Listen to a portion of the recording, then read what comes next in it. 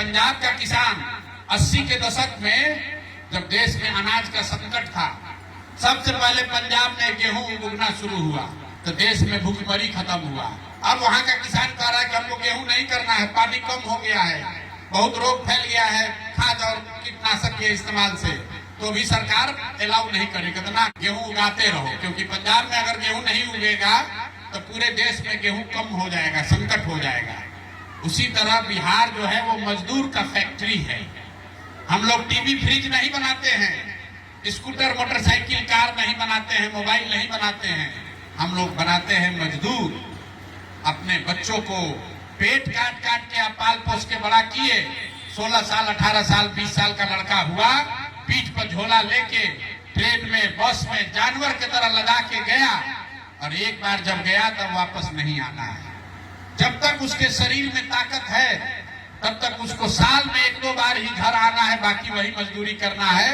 और पदयात्रा में हमने देखा, अब जब वो लौटता कब है, जब उसका शरीर थक जाता है काम करते करते, 55 साल 60 साल उम्र हो गया, कहता है भैया 20 वर्ष से मजदूरी कर रहे थे आसाम में, पंजाब में, अब आ गए हैं, हमारा नाती गया है वहां पर। वो बूढ़ा आदमी वापस आता है और नया घर का लड़का जाता है। पीढ़ियों से यही बिहार की दुर्दशा है।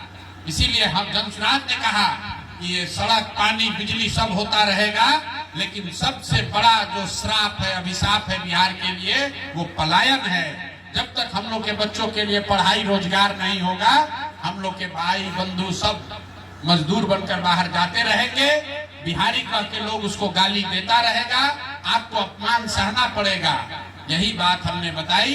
और जो पढ़ा लिखा ईमानदार लोग है, पैसे वाला है, वो सुना, कहने बात तो ठीक है, लेकिन हमारा लड़का तो ठीक है, हमारा लड़का तो बंगलोर में नौकरी कर रहा है। मेरे भाई, अगर आप पैसे वाले हो तो भी जान बचने वाला नहीं है।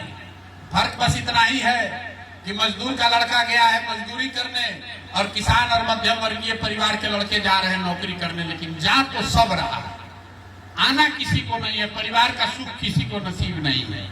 इसलिए जनसुराज ने कहा कि 2 ही बात सुधारिए, कम से कम बच्चों के लिए पढ़ाई का व्यवस्था कीजिए, और हर प्रखंड में एक फैक्ट्री लगा दीजिए, तो और कुछ हो चाहे ना हो, एक फैक्ट्री लगाइए ताकि वहां के उस प्रखंड के लोगों को नौकरी रोजगार मिले।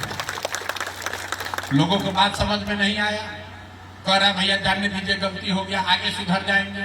वो सुधरने वाला नहीं। 5 वर्ष बैठ के यहाँ आदमी गाना गाता है, रोता है, कष्ट काटता है, और जब वोट आया ये सब अकल गुम हुआ। क्या पढ़ा लिखा, क्या बेवकूफ, क्या महिला, क्या पुरुष, सब आदमी बिक गया। मेरे भाई, प्रशांत किशोर के आने से ये सुधार नहीं होगा। कोई मंत्री बन जाए, किसी का सरकार बन जाए, एक प्रशांत किशोर को छोड़िए 10 प्रशांत किशोर आएंगे तो भी सुधार नहीं होगा। जब तक आप नहीं सुधरिएगा तब तक कोई बिहार को नहीं सुधार सकता।